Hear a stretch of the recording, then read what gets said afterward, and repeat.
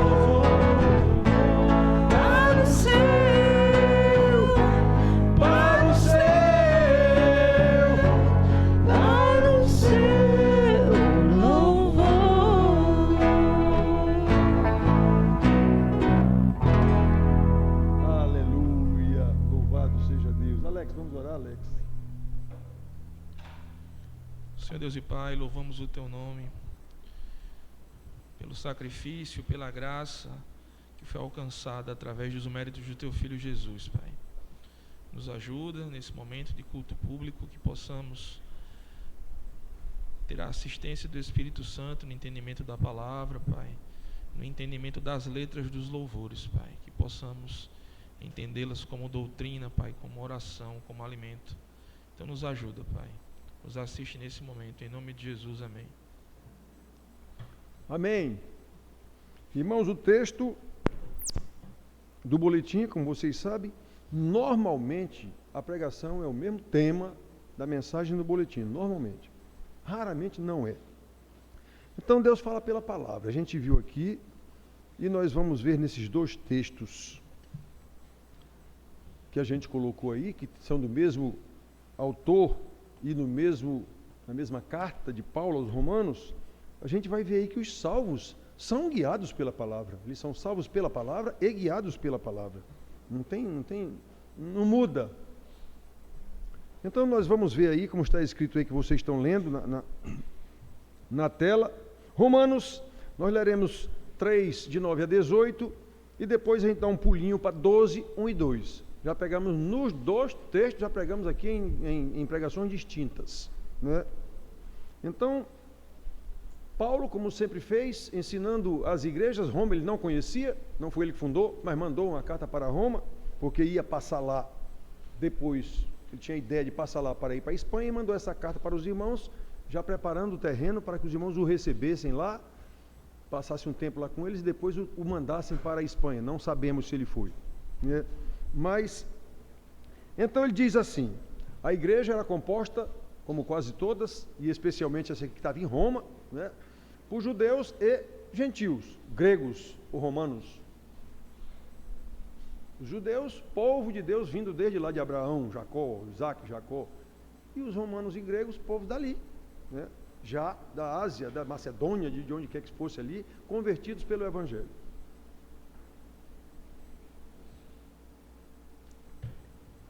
Então ele diz assim, que se conclui, depois de responder algumas objeções lá, se quem é crente, quem é mais, quem é menos, coisa desse tipo. Que se conclui, temos nós qualquer vantagem, nós quem? Os judeus. Paulo era judeu. Temos nós qualquer vantagem?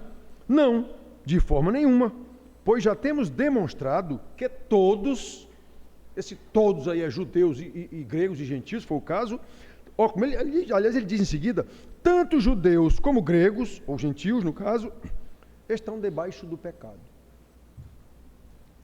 Como está escrito, o homem citou as escrituras, não há justo, nem sequer um. Não há quem entenda, não há quem busque a Deus. Todos se extraviaram, a uma se fizeram inúteis. Não há quem faça o bem, não há nenhum sequer. A garganta deles é sepulcro aberto. Com a língua urdem engano, veneno de víbora está nos seus lábios. A boca eles a têm cheia de maldição e de amargura. São os seus pés velozes para derramar sangue, nos seus caminhos há destruição e miséria, desconheceram o caminho da paz, não há temor de Deus diante dos seus olhos.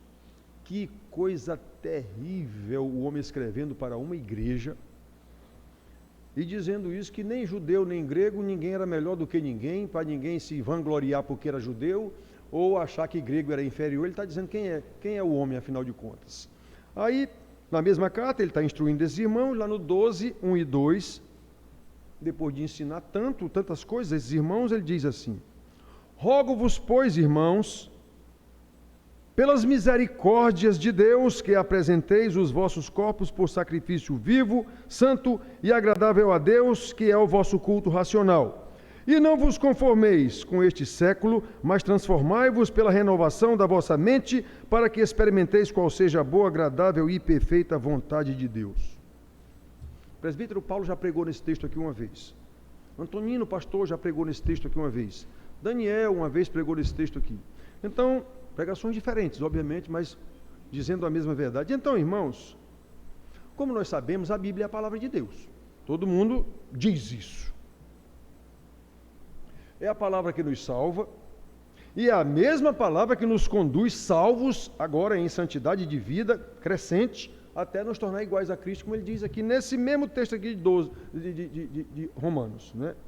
Lá no capítulo 8 ele diz isso, versículo 28, 29, 30, ele diz isso. Muito bem, então, irmãos, olha só. É pelas misericórdias de Deus, como ele diz aqui, rogo pelas misericórdias de Deus. É pela misericórdia de Deus que a própria Bíblia nos confronta, para que reflitamos sobre essa afirmação. A Bíblia é a palavra de Deus. Pois a própria Bíblia nos confronta. Será que a nossa conduta está realmente de acordo com a vontade de Deus, que é boa, agradável e perfeita, como nos revela a própria palavra de Deus? E o homem chama a gente aqui, ele diz lá no versículo 3, capítulo 3 que nós lemos, quem é o homem verdadeiramente? E aqui ele diz como é que a gente tem que ser. Então, irmãos queridos, no primeiro trecho que nós lemos, o apóstolo Paulo está confrontando os irmãos romanos, já que os judeus poderiam não, eles se achavam mesmo, e eles dizem isso, se achavam mais santos do que os gregos. E Paulo está afirmando a eles que sem as misericórdias de Deus, tanto eles, romanos, judeus, como qualquer outra raça, seja grego, cita, celta, ele diz isso em outros lugares, todos estariam perdidos se não fosse pela misericórdia de Deus. Aí, para comprovar a sua tese, ele usa vários versículos, todos tirados da Bíblia, isso como diz aqui, são citações do Velho Testamento, seja dos Salmos, seja dos livros de sabedoria, como Eclesiastes está citado aqui, seja de profetas, como está citado aqui também Isaías. Todos esses versículos aqui são citações de Eclesiastes, de Salmos e de Isaías, todos eles. Eles conheciam muito bem, os tais judeus conheciam muito bem.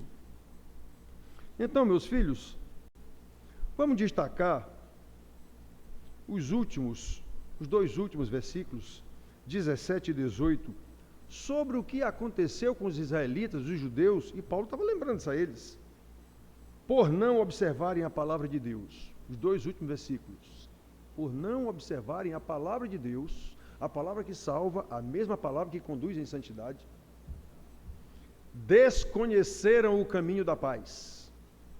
Não há temor de Deus diante dos seus olhos.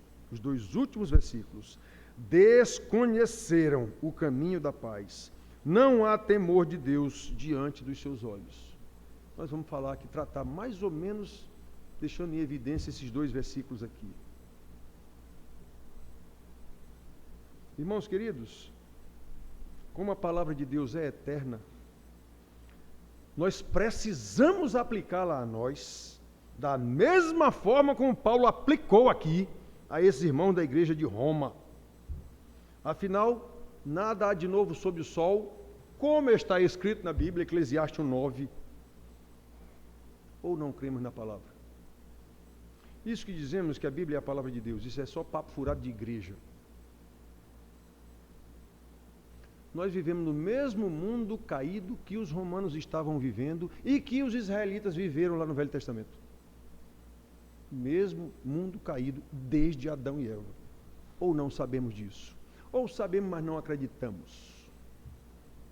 Pelo menos vivemos como se não acreditássemos em nada disso. Portanto, meus filhos, a triste realidade continua.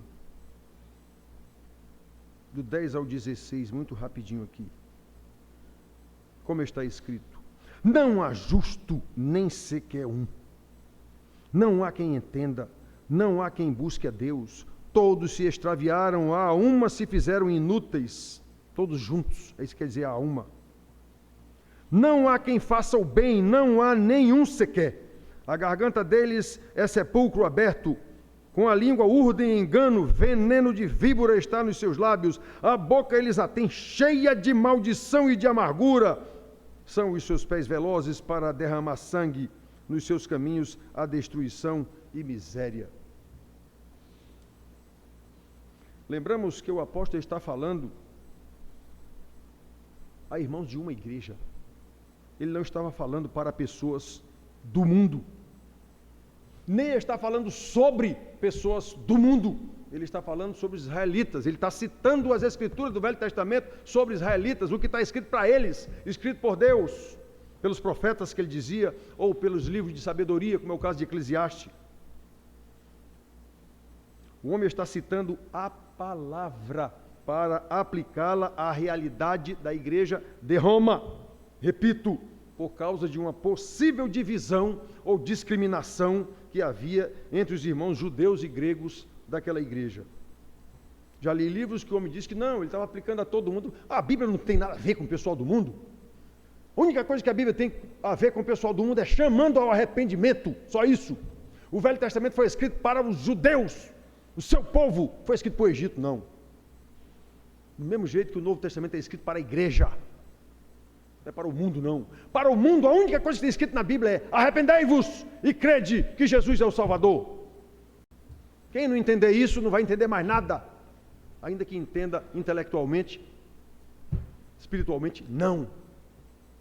Já disse para vocês, eu tenho um doutor, amigo, professor da universidade que conhece a Bíblia mais do que qualquer pastor, porque ele sabe o hebraico e o grego, sabe mesmo, não é esse ensinozinho, velho de seminário que a gente tem aí, não. Ele sabe mesmo, tem livros editados direto do hebraico para o português, direto do grego para o português, e não é crente. Então, irmãos, repito, isso foi escrito para a igreja, foi escrito para Israel, o homem cita, e foi escrito para uma igreja, citando o que foi escrito para Israel. E nós? E nós? Possivelmente há entre nós os que se imaginam mais santos do que os outros, pelo menos mais santos do que aqueles que, mesmo sendo membros de igreja, claramente nada sabem do Evangelho. Nada sabem sobre a salvação, já que preferem o Evangelho social, o Evangelho social, o Evangelho das bênçãos materiais. Então, normalmente, os crentes, especialmente os crentes da teologia reformada, acham que esse povo é menos santo do que eles. Pois muito bem, aqueles que se acham mais santos, mas ficam enfadados, aborrecidos com a confrontação da palavra, o que os faz pensar que não estão enquadrados nesses versículos aqui, 10 a 16, que eu acabei de ler?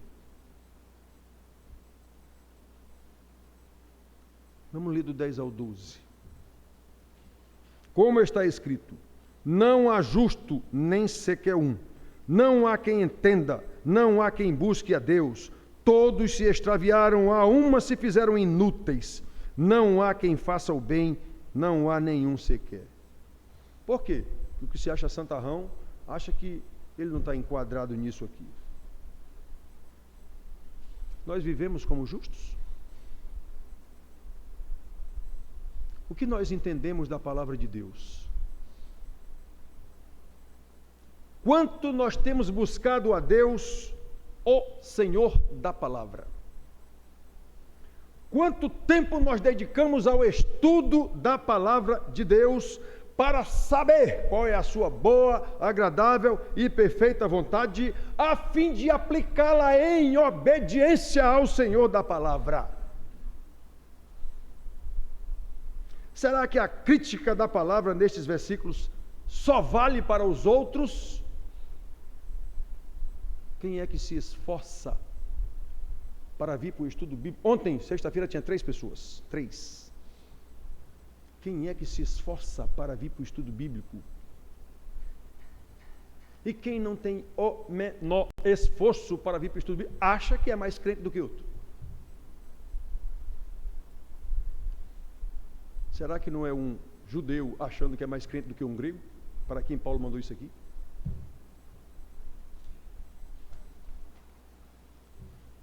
Versículos 13 e 14. A garganta deles é sepulcro aberto, com a língua urdem engano, veneno de víbora está nos seus lábios. A boca eles a têm cheia de maldição e de amargura. Eles quem? E nós não somos assim, não?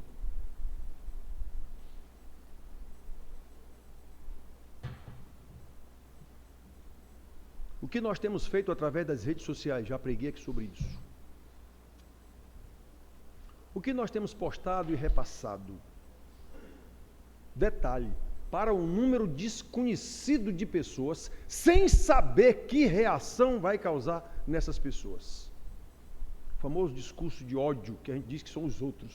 E a gente está o tempo todo no computador isso.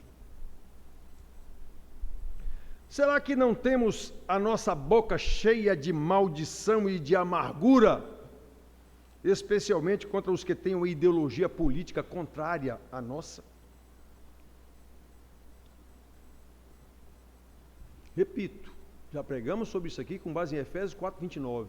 Não saia da vossa boca nenhuma palavra torpe, mas tão somente aquela que edifica, a que transmite graça conforme o caso às pessoas que a ouvem. E eu falei na hora, não saia da vossa boca nem do vosso dedo, lá no computador.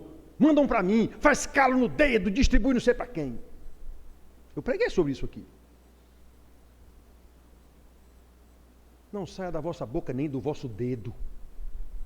Nada que não seja para edificação, que não seja para transmitir graça.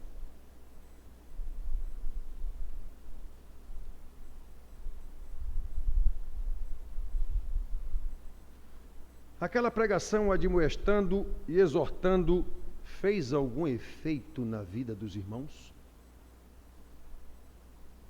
Aos que eu conheço e que mandam mensagens, inclusive para mim, não. A pregação não fez nenhum efeito. Mas essas pessoas acham que a boca que está cheia de maldição é apenas a boca deles. Eles têm a boca cheia de maldição. Eles quem?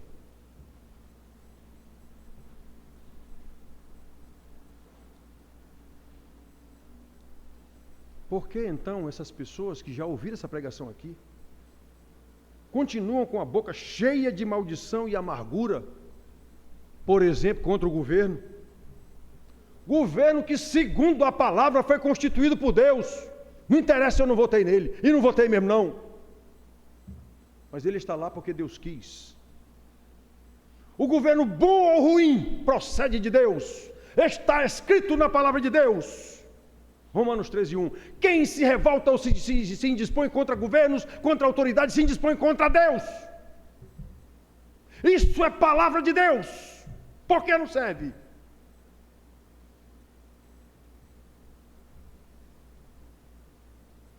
Por que tais pessoas vivem tão conturbadas, perturbadas, em constante conflito com os outros? Eu tenho uma irmã e um cunhado, que coisa terrível. Que coisa terrível. Um bota uma coisa segundo a sua ideologia, o outro bota outra segundo a sua ideologia. Um é de direita, outro é de esquerda. Perturba a família toda. Todos os irmãos, tem um tal do grupo da família, todos os irmãos botam lá, gente, parem com isso. Isso não interessa não, não tem jeito. Não tem jeito. Eu não saio do grupo para não ser mal educado, para não ser arrogante, mas faz anos desde a eleição que eu não posto nada, não respondo nada nesse grupo. E normalmente apago tudo. Quando chego eu nem leio, apago tudo. Vivem perturbadas, conturbadas, criando conflitos contra a palavra de Deus. Mas é só a boca deles. Eles têm a boca cheia de maldição. Eles quem?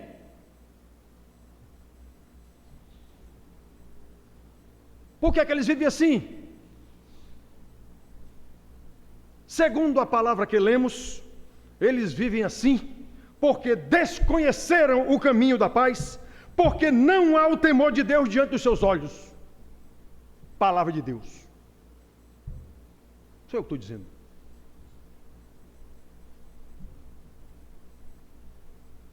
Também pregamos, em outra ocasião aqui, sobre a verdadeira satisfação das nossas carências, com base lá na mulher samaritana em João 4, vocês têm que lembrar disso que eu preguei aqui, mostrando que só Jesus é capaz de satisfazer as nossas carências. Só Jesus é capaz de nos preencher plenamente. Afirmamos aqui que quanto mais carências nós temos das coisas, quanto maior a vontade de nos identificar com as pessoas do mundo, menos Deus na nossa vida.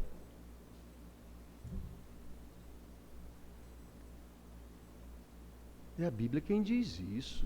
Tiago 4,4: quem quiser ser amigo do mundo se constitui inimigo de Deus.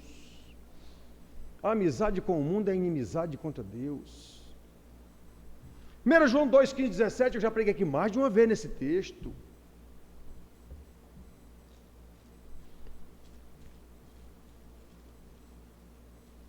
O homem escreveu isso aqui, a gente estudando, só falta ter o CPF de algumas pessoas aqui dentro. Só falta. Não ameis o mundo, nem as coisas do mundo.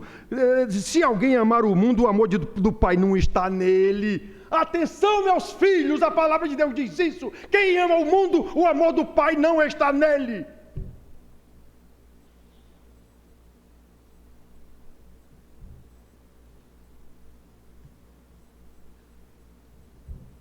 Quantos irmãos vivem assim e sabem disso?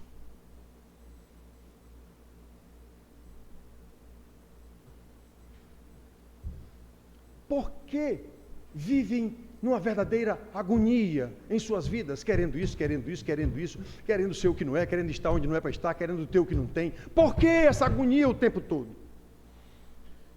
Por que a falta de paz nos seus lares? Porque, segundo a palavra que nós lemos aqui agora, desconheceram o caminho da paz. Isso aqui foi escrito para uma igreja, o homem citando a palavra de Deus do Velho Testamento, que foi destinada e dirigida aos israelitas, aos judeus, pelos homens de Deus. Desconheceram o caminho da paz, porque não há temor de Deus diante dos seus olhos. Versículos 17 e 18. Irmãos queridos,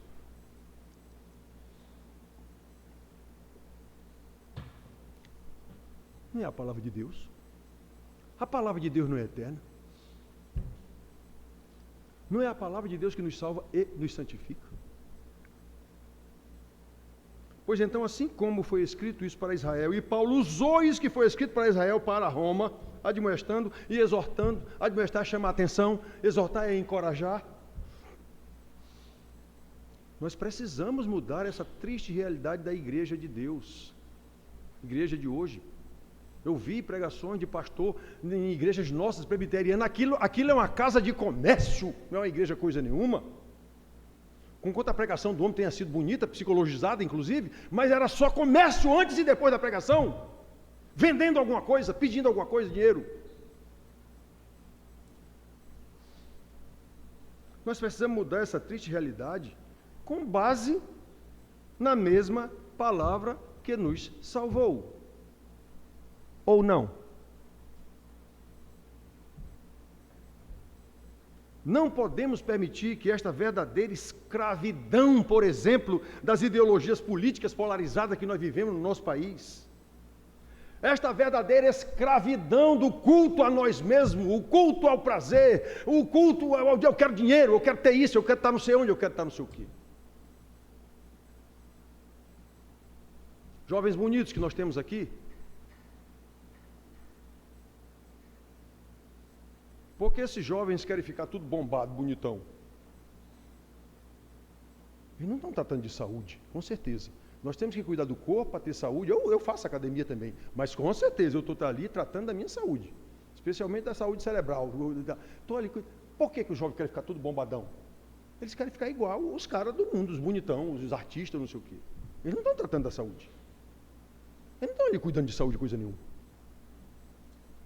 Normalmente, querem se identificar com o mundo. É uma verdadeira escravidão dessa ideologia da beleza. Voltamos aos tempos da Grécia, lá em Atenas não, em Olimpos, os bonitões para as Olimpíadas e tal. Voltamos àquele tempo, culto ao corpo, culto ao prazer. E para isso haja dinheiro.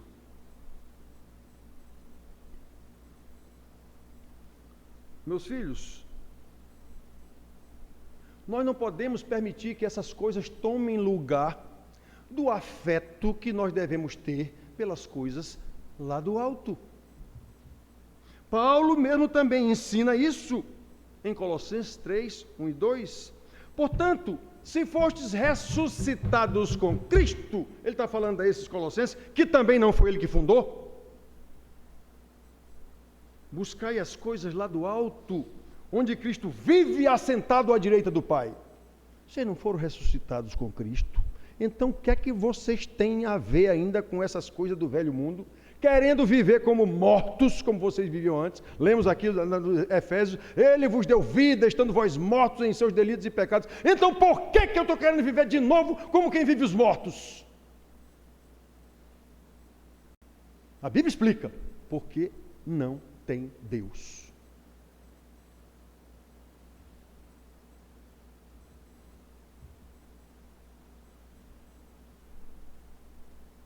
Pensai nas coisas lá do alto e não nas coisas que são aqui da terra.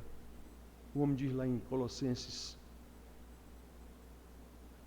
capítulo 3, versículos 1 e 2. Nós não podemos deixar, meus filhos, nós não somos salvos, nós não podemos deixar que as coisas do mundo nos atraiam tanto. Nós temos que pensar nas coisas lá do alto. O que é que nós ensinamos para os nossos filhos? Eu digo isso em todas as pregações, em todos os estudos, em todas as escolas dominical. O que é que nós ensinamos para os nossos filhos? Eles vão repetir, eles vão replicar isso. Eles vão ser um pouco piores se não houver conversão verdadeira na vida deles. A Bíblia está aqui para nos mostrar o que é que acontece de geração em geração, porque Israel não ensinou seus filhos. A Bíblia diz isso aqui. Só que a gente não acredita na Bíblia. Os não salvos, que são apenas membros de igreja, não acreditam na Bíblia coisa nenhuma. Isso é apenas cultura religiosa. Nós não podemos pensar como o mundo, meus filhos. Nós não podemos pensar como um pecador não regenerado. Eu não posso querer ser igual a um pecador do mundo. Eu não posso querer viver igual a um pecador do mundo vive. A sabedoria de Provérbios nos alerta.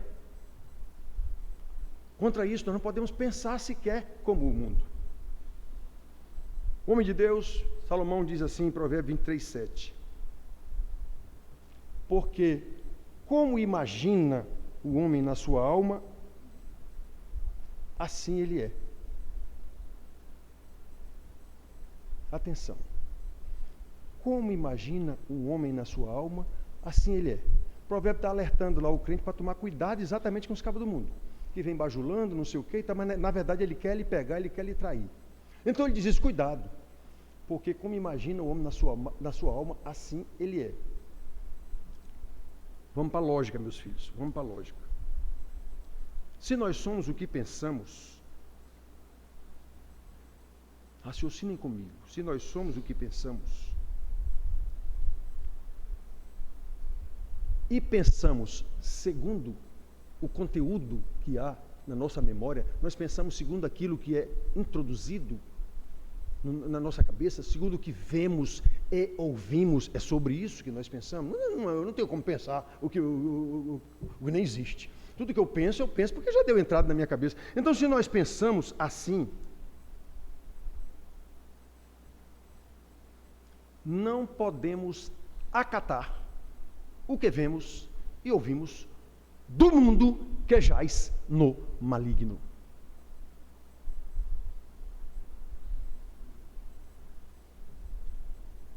No mundo que jaz no maligno, quando o homem de Deus escreve aqui, falando para os judeus do Velho Testamento e para os cristãos do Novo Testamento, realmente não há quem entenda. Realmente não há quem busque a Deus. Aí eu vou andar com esse povo. Eu vou tentar me igualar a esse povo. Eu vou tentar copiar esse povo. Eu vou ensinar para os meus filhos exatamente o que esse povo faz, porque eu estou fazendo também.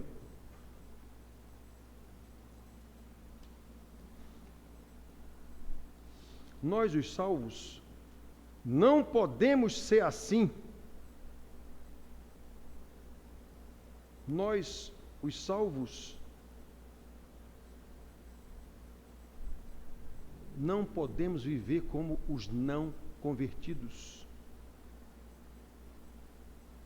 Porque nós somos salvos pelas misericórdias de Deus, o homem diz aqui no segundo texto, rogo pelas misericórdias de Deus, meus irmãos, que apresenteis os vossos corpos como sacrifício vivo a Deus. A palavra que salva é a mesma que nos guia no caminho. Quem é esse caminho? Jesus. A palavra que nos salva é o Verbo que tomou. E no princípio o Verbo era Deus, e o Verbo estava com Deus, e o Verbo era Deus. Jesus, o Verbo encarnado, é a palavra. Jesus é o caminho. E é Ele mesmo que ensinou durante 3 anos a mesma coisa aos seus discípulos, dizendo: o que de mim está escrito nas Escrituras. É isso que vocês vão pregar agora.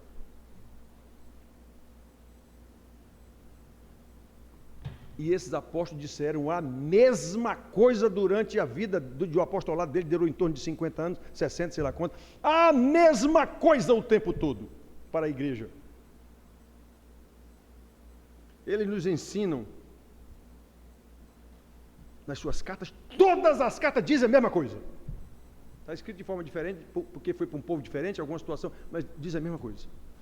Quem nós éramos, condenados. Como foi que nós fomos salvos? Pela graça, mediante a fé, o Senhor Jesus, o sacrifício do Senhor Jesus. E agora, uma vez salvo, nós vamos andar conforme Ele mandou. É só isso que tem nas cartas. Eles nos ensinam constantemente. Por isso, no temor do Senhor. Lembrem que eles rejeitaram o temor do Senhor. Eles saíram do caminho, desconheceram o caminho. Desconheceram o caminho da paz. Não há temor de Deus diante dos seus olhos. Meus filhos queridos, temor do Senhor. No temor do Senhor devemos rejeitar os afetos nas coisas do mundo. Nós devemos reconhecer de novo, se é que já tivemos, o caminho da paz. Como é feito isso? Paulo explica aqui. Pela transformação da nossa mente. Mas transformai-vos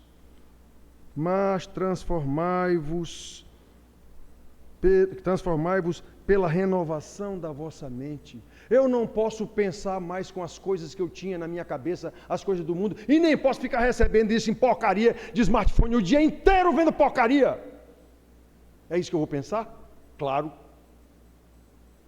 Que tempo eu dedico para a palavra? Que tempo eu dedico para o estudo? Que tempo eu dedico com os meus filhos, com a palavra, cantando cânticos, lendo a palavra com meus filhos, orando com eles e por eles? Quanto tempo?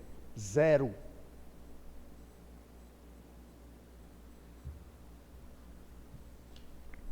Tem que ser, meus filhos, pela transformação da nossa mente, com o estudo diligente da palavra, em oração no Espírito, para que possamos nos apresentar a Deus íntegros,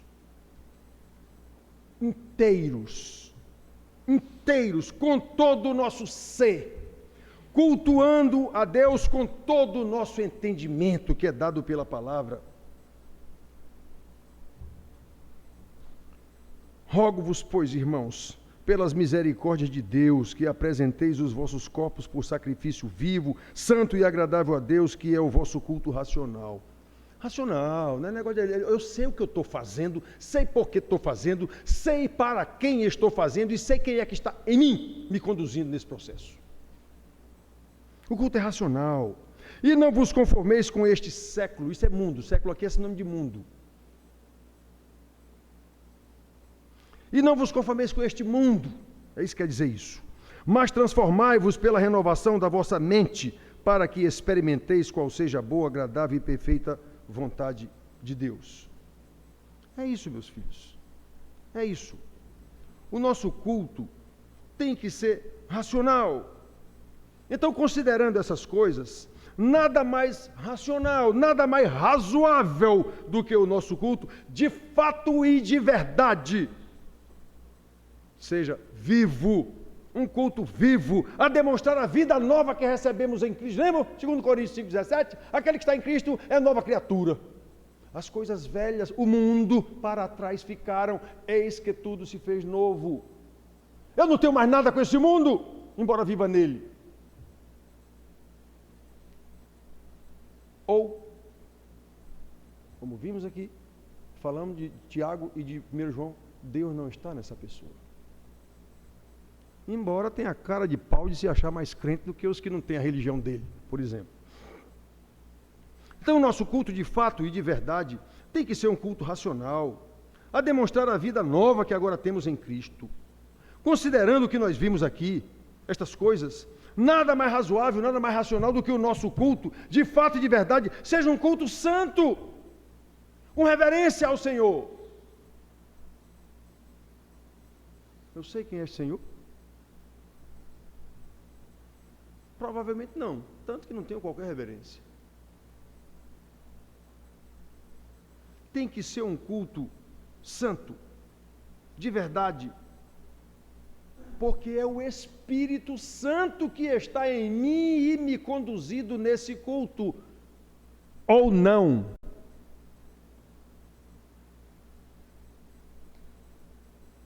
É Ele, irmãos, que em nós habita, é Ele quem nos conduz em santidade, para que vivamos de forma agradável a Deus. É disso que trata todas as cartas apostólicas e o ensinamento de Jesus aos seus discípulos que viraram apóstolos.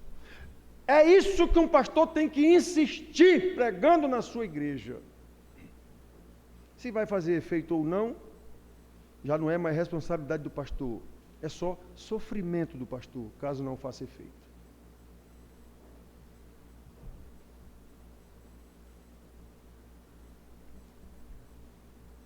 Preste atenção, meus filhos. Vamos repetir essa última parte aqui. Considerando o que nós vimos aqui, nada mais razoável, mais racional do que o nosso culto seja, de fato, vivo. Um culto vivo, eu sei o que eu estou fazendo. A demonstrar uma nova vida que agora eu tenho em Cristo Jesus. Nada mais racional, razoável do que o nosso culto seja de fato e de verdade. Um culto santo, porque é o Espírito Santo que agora me conduz. É Ele que me revelou a palavra e é Ele que continua me mostrando essa palavra no meu andar, exatamente para que eu viva de uma forma agradável a Deus, que me salvou, foi para isso. Que coisa maravilhosa, irmãos, que coisa maravilhosa. Saber que é pelas misericórdias de Deus, como o homem diz aqui no último texto, rogo pelas misericórdias de Deus. São as misericórdias de Deus, é pela misericórdia de Deus que nós somos salvos pela sua palavra. É pela misericórdia de Deus que a mesma palavra nos guia neste mundo, que jaz no maligno, mas nós estamos nele, a fim de que vivamos nesse mundo que jaz no maligno em santidade, exatamente testemunhando tão grande salvação que recebemos para louvor da glória do nosso Deus. Que Deus nos abençoe. Amém.